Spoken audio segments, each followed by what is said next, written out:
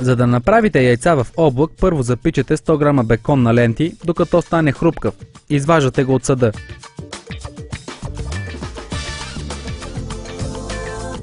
После разбивате белтъците от 4 яйца на сняг с щипка сол.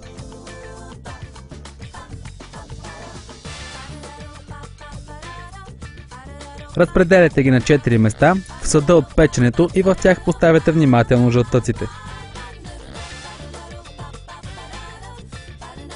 Печете за 10 минути в загрята на 180 градуса фурна. През това време запичате в тостър 4 филии хляб и ги намазвате с 40 грама масло.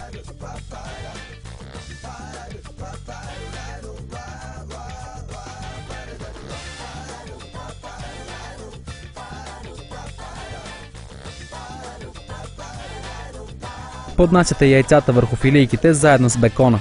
Тези продукти ще ви стигнат за 4 порции.